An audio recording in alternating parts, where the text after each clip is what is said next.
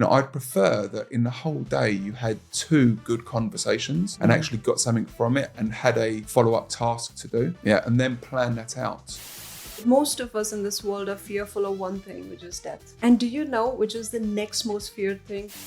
At the same time, what you can do is just a simple follow-up, nudge, push, hold them up, what's happening? Recruiter is a human, he or she can be sick. There are some bigger things which everyone focuses, but they forget about the small things like tone of voice, your body language.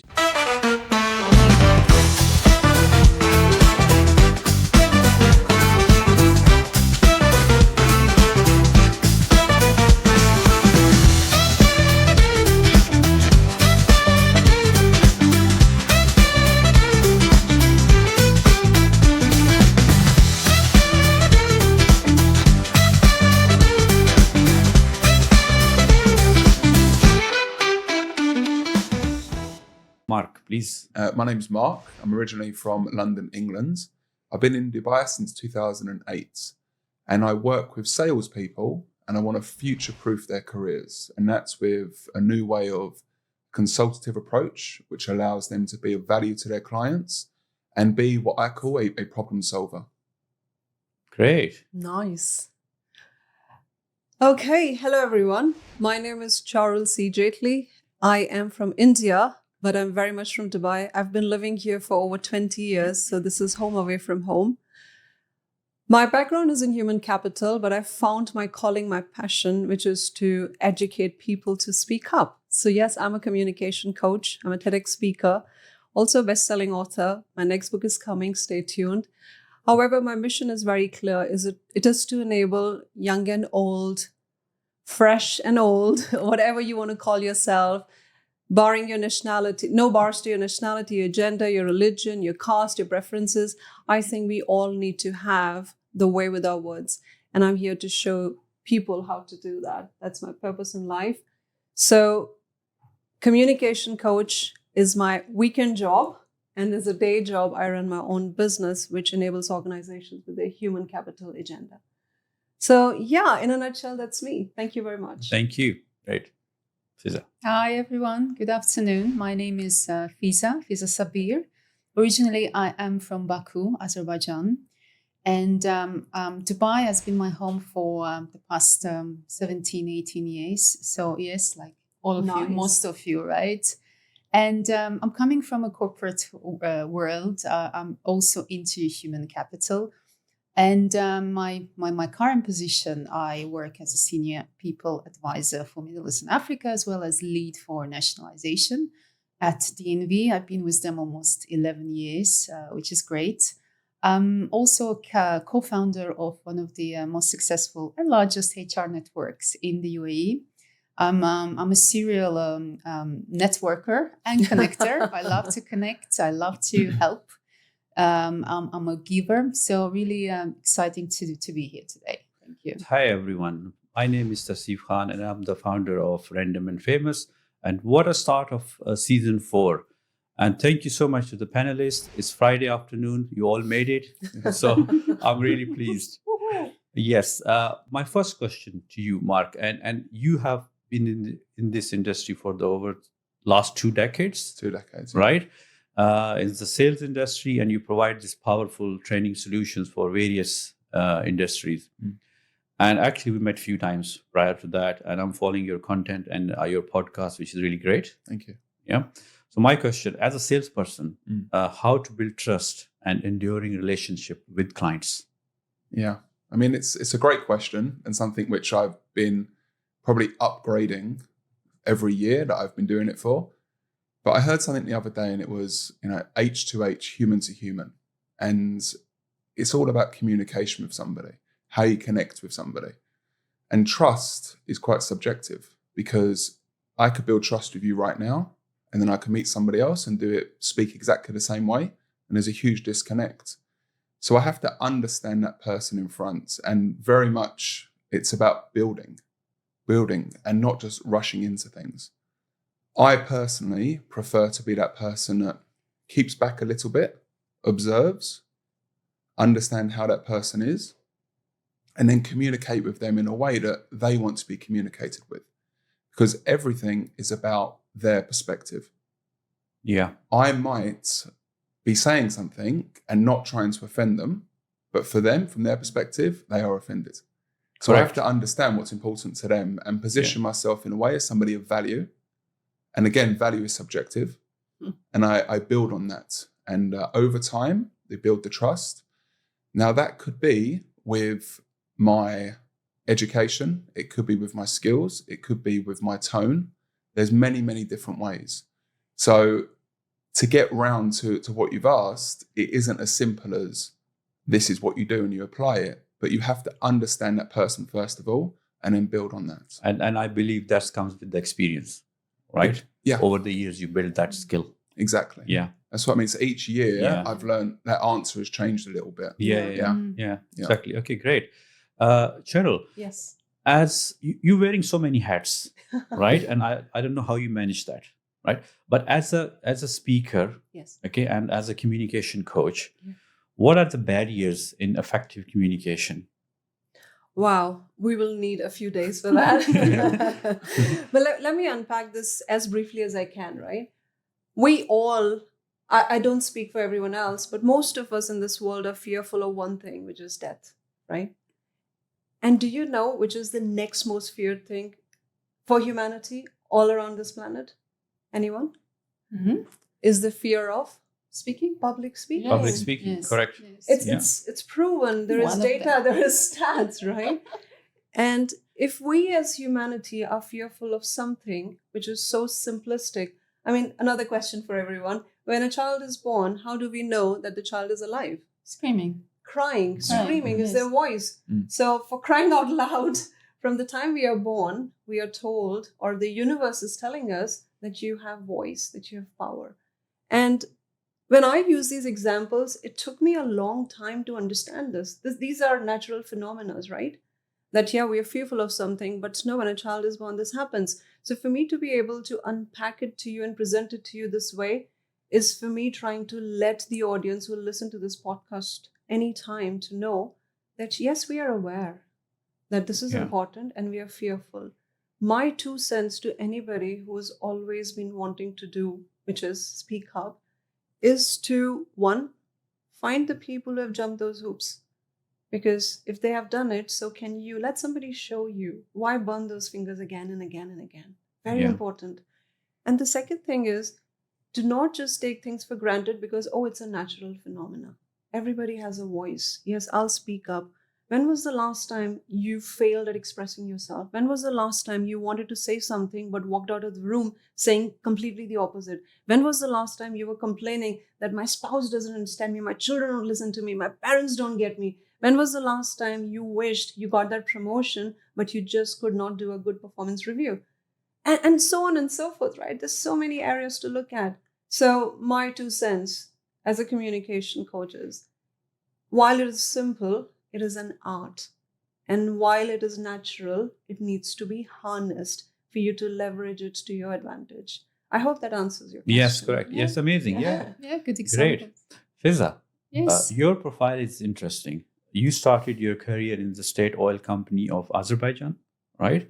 Graduated bachelor's in journalism and media, and then continued your MBA in London, right? And back to Dubai, Correct. right? Amazing. So in your current role as a senior regional people advisor and the leader of Emiratization, what impact Emiratization is on the businesses in terms of talent acquisition? And also, if I may add, the second part, is it just a tick box exercise, okay, that lots of people say, or are we really making an impact and effort to hire those people? You can choose to not respond. Well, Tausif, that's $1 million question because everybody's asking about it. But let me just give you a little story. Integration of the national workforce dates back to 2005, 2006. And the rate of Emiratization back then was barely under 1%. You know, with several regulations and changes, just to name a few, the year of Emiratization in 2013, the UAV Vision 2021, the introduction of NAFIS platform, and many various initiatives, we have come a long way. So integration of the national workforce in the public sector was very notable and successful, and we have seen that. However, private sector has been rather moderate.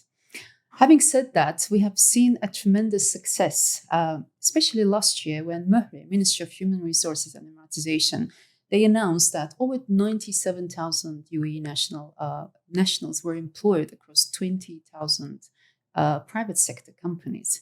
It's a phenomenal, success for everyone, for the government, for a private sector, for NAFIS and other educational institutions. Yeah. Again, the government came up with stricter regulations, salary support, pension rebate, various schemes have come, and that makes it more profound for private sector to hire UAE nationals. However, having said that, in my experience, as well as the people that I talk to, a lot of companies are still struggling and scrambling in meeting their Emiratization targets and failing because of the hefty fines. Mm. No one likes when things are enforced on you, right? They think it's kind of a taxation. Yeah. First, it was carrot and then stick, right? And we see it for the past couple of years, it's getting stricter and stricter. And for many companies, unfortunately, they don't have a clear strategic direction on Emiratization. It's not part of the strategy, or there is also a lacking support from the leadership. Many companies in the UAE, they have their headquarters elsewhere. Yeah. They don't understand. It's very difficult for us here to justify why we're doing it, why we have to do it, why we have to integrate, retain, develop UAE nationals. And as we've been speaking earlier, UAE nationals, they're very proud nation, right? And 12 to 15% of the total population, and half of them under age of 35. So also there is a big gap in terms of the skills, especially around the niche workforce. And we are all tapping into the same talent pool, right? These are the challenges. It's a high labor cost for many companies, and especially for SMEs. Yeah. It's very hard for them to sustain. Again, very briefly, my advice, again, how to tackle it, look into your employee value proposition. Look at your SDGs. What are you doing? Because they want to work for the company with purpose, which is aligned with their values. What are you doing for my country overall? So again, just look at it. And when your leadership asks you a simple question of why, this is the cost of doing business in the UAE, as blunt as that. Yeah, I think it's a great advice because you need to see the value. Yeah. What value ROI. Yes, ROI, you need to see the what value. they bring to that. Yes. And if the person gets that, what value I am bringing to that workforce or the business, I think they are motivated as well Absolutely. to work in a different way. Absolutely. Right? Great. Okay. Mark, Yeah. as an expert in sales, right? What's your opinion on essential sales skills? How to implement effective sales structures and processes to get results? So is this for an individual or for a company? For a company or an individual. Okay. Both ways. Yeah. So the whole thing is, first of all, you have to do an analysis to see where we are at the moment. And there's many companies I've been into and sat with, and we've done this analysis at the beginning, and where people think they are and where reality actually is day and night. So there's an exercise which I do with people, and I ask them to get a piece of paper, and we define what being a successful salesperson looks like. And we write it down on a bit of paper in the left-hand column. And on the right-hand side, we then say, if you're doing this, or if you're not doing this, put a tick or an X. And in almost all cases, about 70% is not being done. Wow. So there's the reality right there. Okay. And that hits the management clearly, because they're just stuck in this bubble and they can't see out of it. And they need someone to come from the outside. And along with that, even if the manager does know that they should be doing it, their voice isn't being heard. It's not being heard enough. So again, they need a third party to come out and kind of give them a shake. And then they go, okay, so now what do we do? Yeah. Now, what's happening is within the sales industry is that the job of a salesperson is becoming less and less and less. You can go online, you can buy something, it's done. Easy. Yeah. So like I said, I want to future-proof salespeople's careers. So how do we do that? One way, which I believe is going to be the main way, is a consultative approach. And what that means is that you sit with somebody and you don't just start pitching to them, you actually understand. but what their challenges are. Now, I said it with my little spiel at the beginning that I'm a problem solver. Mm. Now, that only happens if the person I'm speaking to knows what their problems are. But the problem is, most people do not know what their problems are. I'll go into a business and I'll say, hey, what are the challenges you're facing? And they'll be like, well, the sales team aren't performing. Okay, great. Yeah. Like, what's the real challenge here? And it could be something completely different they've not even looked at. Yeah. But again, with building trust, I can't tell somebody that they're doing something wrong. Because the more senior they are, the more guarded they are, and the more of an ego they have. So I have to like plant this seed in their head and let them come to the conclusion themselves by them speaking in communication and conversation that actually this is where our challenges lie. Yeah. And so I call myself a problem finder. And we find the problems together and we solve them together. So everything which I do when I'm with clients is what I'm trying to get salespeople to do now. Don't just start pitching. You know, something so simple as, why should I buy from you? Somebody will just start going, well, we do this, we've got the studio with this lighting, we've got 50 clients to come in. My response is, I'm not sure if you should. Now, why would I say that? I know nothing about them, nothing about their industry, nothing about what they're doing. But I'd love to go on a journey to understand more and see if we're actually compatible, see if we can actually work together. Yeah. But again, salespeople, they feel like they have to rush into it. So when we look at how we can structure this, it's the initial analysis to see where we lie, our current ecosystem. And then we build a plan based around what is value-added services, which is results-based. Okay, it's solving someone's problem with the outcome, what they're going to get from our products and service. Again, we just start listing features, and I'll come up with these slogans during this hour, or these little words, okay? But features tell, benefits sell. Okay? Yes. People want to know what you can do for them and what the outcome is going to be. So speak about the results they would get, and that's what we train people to do. And then there's another level with this, because it's not just what you say, but how you say it. And you have experienced this as well, yeah? So the same words can be said, but in a different tone, and I could either offend somebody or they can feel like I'm actually interested in what they've got to say and hear. So that's the next level. They might be saying the right words. Now we go on this journey, the right tone and the voice inflection and our body language. And we don't even realize what now we're you're doing. making me happy, Mark. Yeah. You know, there's someone else fighting with you as well. Yeah. We're in this together. Exactly. And it's a struggle, because we go into these businesses and they're like, well, they're not making enough calls, they're not doing enough activity. But that's not what it's about. It's about, are we on that call or meeting actually understanding what is going on in that moment? Are we saying the right thing, doing the right thing? Have we set an objective for what this meeting is about? Yeah. You know? No, I think it's a great message. That there are some bigger things which everyone focus, but they forget about the small things like tone of voice, your body language. You need to understand your client. Just put some effort, some time on that. Okay, and show them you are really interested. Yeah. Right. Yeah.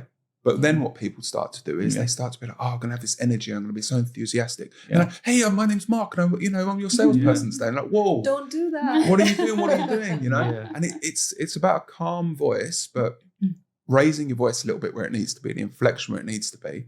Because too many people speak with a monotone. Yeah. Yeah. And it's just, you fall asleep with that. Yeah. So you capture people's attention. And I do it so often when I've got a meeting. You know, they start to lose a little bit of focus, and you raise that tone a little bit, and all of a sudden they're back in the room. Yeah. You know? Yeah. Great. Charul, you talked earlier about fear. Yes. Right? To become a fearless leader, what are the key qualities? And if someone has missing few, let's say, can you teach them? Can they learn that? Yes. Or it's a trait which comes naturally? Yeah. Very, very, very nice question. Very deep question. Very big question. But the saying that I'm reminded of as you're asking me this question is, and somebody asked me this a few years back, right? If you got to change the fruit of a tree, you got to fix the root. Okay, great. So if you keep expecting that the fruit is going to be juicier, nicer, fresher, or bigger, better, and we do not do anything to fix the root cause of it, then we're just barking on the wrong tree. Now, when I say fix the root, what happens is with many people who are, let's say, in their adulthood, let's talk about kids who are just coming out of college, to all the leaders who are sitting in organizations deciding the fate of hundreds, if not thousands of people with millions of bucks, at stake.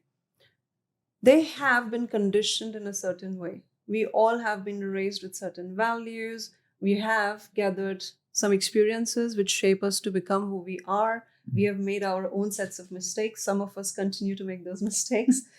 But the point is, it's going to be a personal journey. And the work we do is, as much as it is, my mission is to coach 1 million people to become confident speakers. And our bespoke program is called the Confident Speaker Program. And I'm well on my way. We've done a few 100,000 already. We're well on our way. We're marching forward fearlessly. But the point is, you have to understand what your challenges are. And then the help shows up. Yeah. Similar to what Mark is saying, if you do not know what the problem is, how would you ever fix it? So as much as it is a common generalized approach, we do not, beyond a level, go with a cookie cutter saying, okay, this is how we're going to create robots who speak like each other, right? So in terms of becoming fearless as a leader is giving your voice the power. How do you give your voice the power? Is when you inspire somebody who is listening to you, when you are able to create that motivation in the person who wants to hear more. No, I'm not done yet. Can you say something more? Yeah. If you have that ability to give them what they seek, it's not about what you want to give them, but what it is that they are after, right? And I've always said this. So my approach in becoming fearless, and anybody who listens and can benefit from it, there is a 3X approach in my style of being a fearless leader. 1, I like simplicity. Whatever you give me, I want to break it down into bite-sized pieces so you can chew and digest easily. I will not come with you with big names and acronyms and concepts and theories, and then you're going and sitting on Google reading up all night. So something that you can chew and digest easily. The other advice is 10x value. Really, if you give me 1 hour of your time, I want to give you 10 hours of content. And I say it to people. People come to me, and I've received this feedback from some colleagues, or let's say even competition. You give too much. Why do you do so much? You do not have to give so many freebies. And that's fine. That's just what makes me fearless. That's what sets me apart. That's what gives me the contentment to do what I do. So it does not have to be bucks out of your pocket. I think 10x value is really the value that you add to the lives of people. That is my second mantra for becoming fearless. And my third, and the most important, with a lot of humility, hand on my heart, is knowing that people on the other side of the table are super powerful. Just acknowledging that, no, you're not, they are powerful. And in the world of my communication world, we say audience, right? Now, audience can be one person. Audience can be 1 million people in front of you.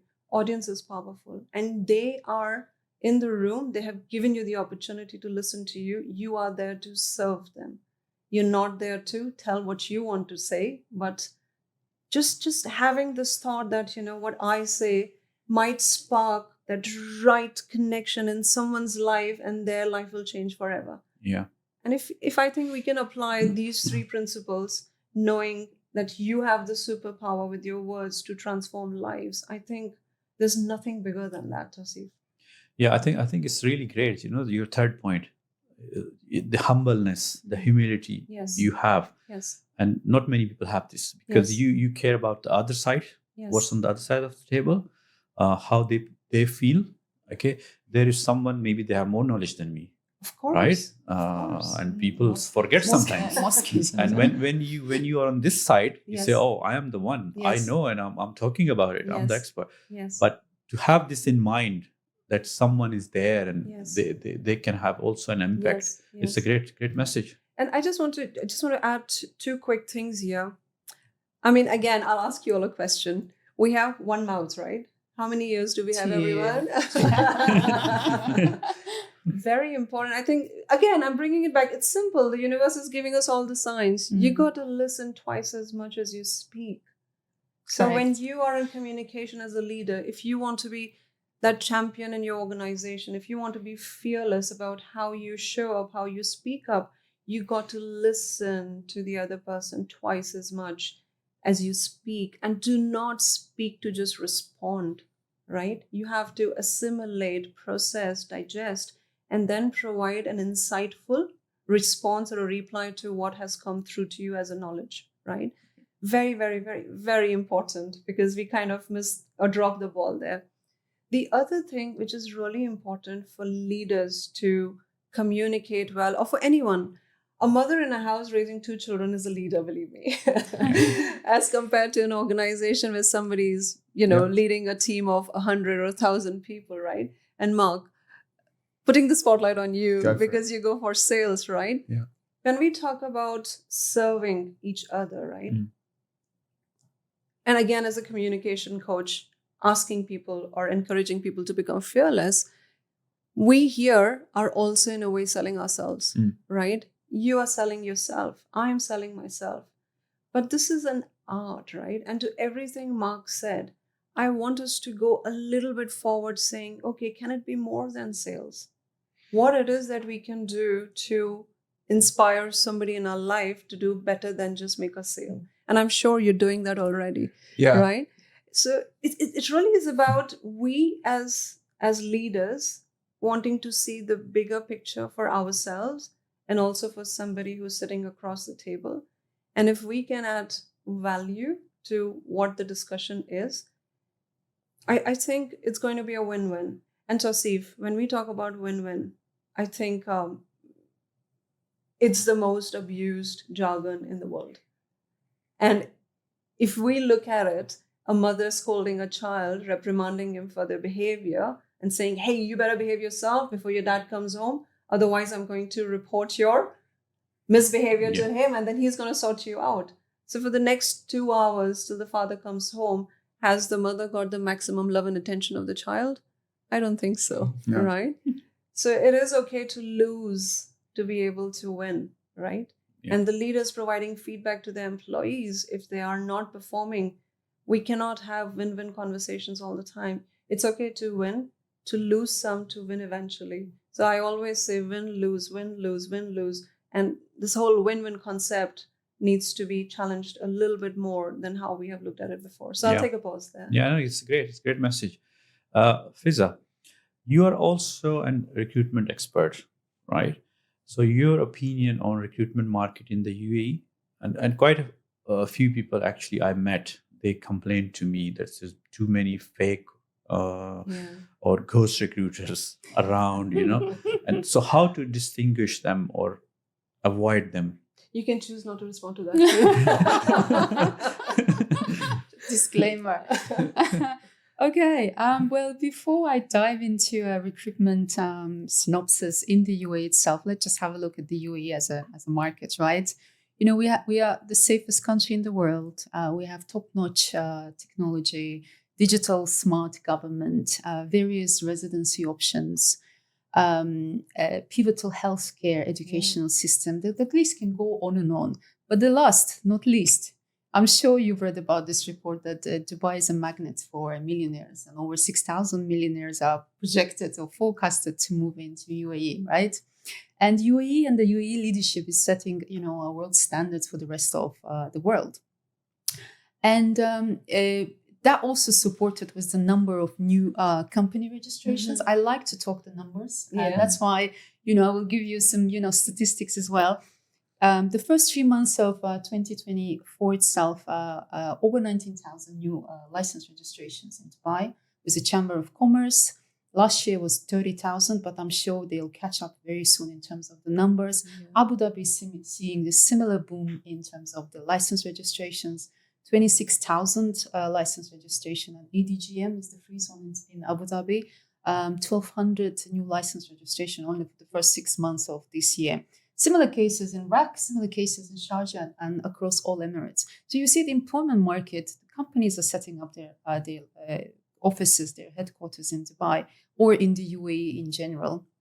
it was always been a market for the world talent, right? You have super affluent, smart, hardworking people coming to Dubai to pursue their desire. They dream to make Dubai home or to make UAE home. And it has been a very dynamic market. I was reading one report, BATE, it's one of the local job search portals. 3.5 million new registrations, job seeker registration. That is 1/3 of UAE population, right? We are 10, 11 million. 3.5 million new registrations and over 20,000 new companies have set up their membership with the desire to hire. What does it mean? Yeah, it's quite a busy market for us. But with all that excitement, let's talk about the other side of the, going back to your questions, I'll say fake jobs, spamming activities going on. I have myself received some spamming messages across social media for part-time jobs, for this job, that job. They'll ask you for pay a small amount and etc. These are the fake things. Don't believe, don't fall for it, please. And in terms of the ghosting recruiters, again, my personal experience, it did happen to me as well. Wow. Yes. So I'm talking from the experience again. And I will tell you, I will give you a few reasons why this is happening. But I'm not justifying their actions, but I'm just going to tell you why this is happening. One of the reasons why it's happening is the volume of applications. Yes. When I used to post jobs, I had thousands and thousands of applications for one job. Yes. If you don't have a state-of-art recruitment platform, how will you, go through all these applications and screen them down and get back to them? So invest in your recruitment platform. Things have changed in the organization. The position is no longer available, or they're taking too much time to decide. The role has been filled, or there's internal mobility and etc. There could be so many reasons why recruiters did not come back to you. Again, I'm not justifying them. You can name and shame them in Glassdoor or any other platform, right? It's an open market, but which also affects the reputation of the company. Again, ask yourself: Do I want to work for the company if the recruiter cannot be bothered to get back to me? I invested time, I invested my energy, and it's just the lack of respect for me. So ask this question again. But at the same time, what you can do is just a simple follow-up, nudge, push, call them up. What's happening?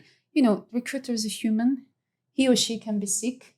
Or something must have happened to them as well. Yeah. So just follow up and do your best and don't give up. So what about LinkedIn?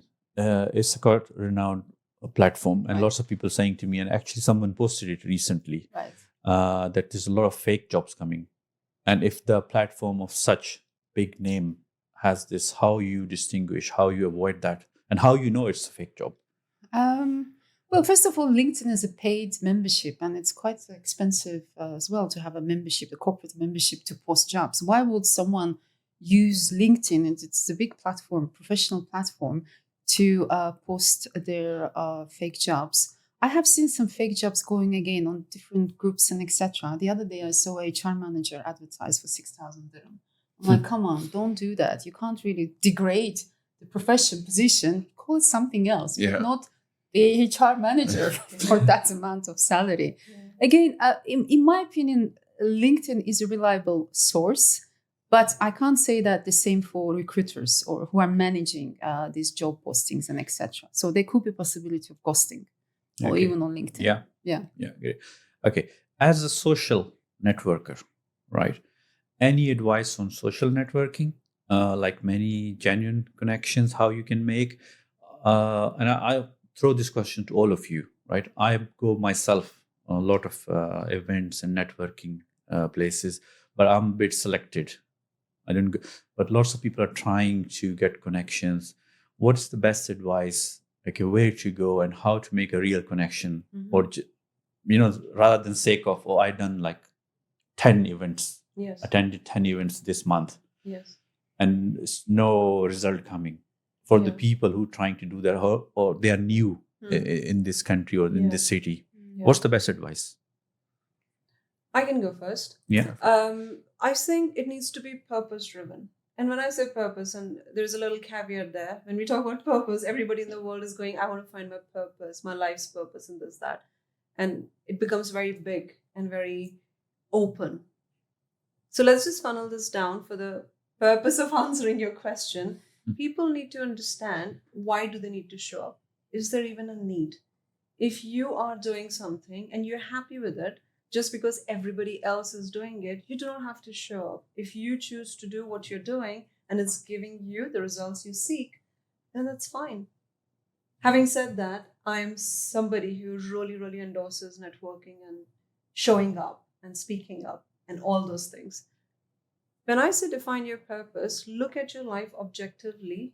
One, are you going to meet people because you want something from them, or you want something from that event, or you want something out of that conversation? If that is the agenda and if that is the purpose, you need to plan, strategize, and prepare. If you want to show up because you're lonely, and believe me, again, hand on my heart, there are so many of us, and I say us because there have been times when I was very lonely, and all I wanted to do was to show up, to be surrounded by like-minded people, to be inspired by people who are walking the same path. So if that is your purpose, is to overcome a certain challenge in your life, and you just want to be surrounded by like-minded people, you perhaps do not need so much of strategy and preparation.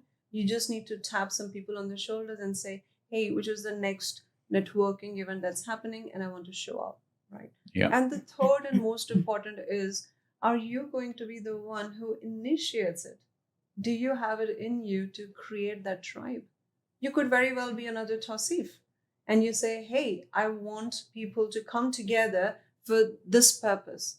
And you could be that person who shows up and brings like-minded people together to do what they want to do, and you enable them to achieve that, right? Yeah. So really it is about how you want to leverage this opportunity, how you want to tap into the market out there.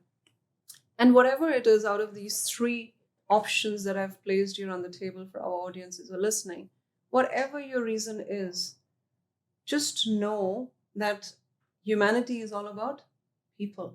Connections. It's all about connections. It's all about those repos. So it will never do you no harm to show up. It will never do you no harm to know a like-minded person. But of course, you have to draw that line. Are you somebody who is exhausting? Because I've known those people who are exhausting themselves, just going out meeting people. Every day. Yeah. Exactly. That's what I meant. Yeah. Draw that line in the sand. Yeah. Right? So yeah, open to others as well too. Yeah, I think with me as a salesperson, I use the word sales constantly because I think people are afraid to say they're a salesperson because of what it carries. Yeah. So I always say I'm a sales coach, but everything I train, it can be spread across so many different areas, but it's got a bit bad name for it, but I'm trying to bring the sales industry back to a profession which it once was. So when I talk about networking, I am probably one of the worst people for it. I really don't like to approach people. If I saw you three speaking, I'd be like, they're having such a great conversation. I don't want to disturb them. Look, I'll come back in a minute. Maybe there'll be a break. And sometimes I never speak. But there's something I process in my head which allows me to at least approach. Okay, and that is that I will say to myself, can I be of value for these people? Yes. Okay, is what I'm offering, do I actually believe in it? And it's actually my duty to be in front of people and be in front of them because they need what I've got. Yeah.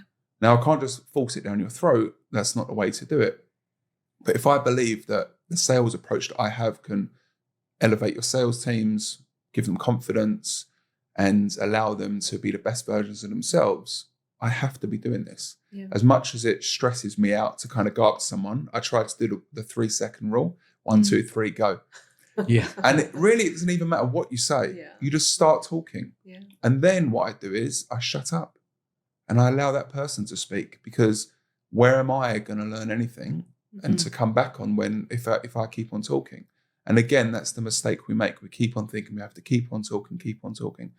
And that's not the way it is. And when we look at building trust with somebody, I've had it so many times where somebody has wanted to work with me just because I've been present. To be present in this day and age where everyone's looking at their phone, distracted, there's always something going on, just to be with somebody where they feel heard, appreciated, understood. And as a leader, as a family member, as a spouse, whatever it is, just sitting there and being quiet can do everything. Because like I said, I want to be a problem solver. And some people, they don't actually want their problem solved. They just want to talk. So rather than me making suggestions, I've just learned to just sit there and go, yeah, okay. And then they go, oh, I feel so much better now. But with the networking, you have to go up to people if you feel that you're of value to somebody. And then it's all in the follow-up. So you can talk to 50 people. I remember at the events, one of the guys from my team would come back, I got 100 business cards. All right, did you actually speak to anybody? No, I just went and got their card from the stand. Okay, all right. So then a week later, all right, what happened with these? Oh, I never really followed up. I'd prefer that in the whole day you had 2 good conversations and actually got something from it and had a follow-up task to do. Yeah, and then plan that out. And some people, just be clear with them. I need something from this. Yeah, I feel that we can work together, we can collaborate together. Some people you got to build trust with. But yeah, you're right. Like a lot of people, they just want to take. But then some people want to help. Yes. Because like you said, yeah. And I'm afraid to ask people at times to do something because I don't want my relationship to be like that with somebody. Yeah. Even the other day, one of my best friends, he said he works for this big software company and they've got a sales team there. And he said, why don't you ask me? I said, well, I do sales training. He's like, yeah, but you should ask me. And so the next day I messaged him. I said, right, you said to ask you, now I'm asking you. And he set me up with a meeting with the commercial director. But most of the time I don't ask because I don't like to put people out. But the only way you get somewhere is by asking. Yes, absolutely. You never know where it'll get you. Exactly. Yeah, great. Okay, Fizza, Charul, Mark, thank you so much for coming today. I know it's Friday afternoon, you're all busy, and bring you all on this platform at the same time, on the same day. It was a challenge, but thank you so much. Much appreciated.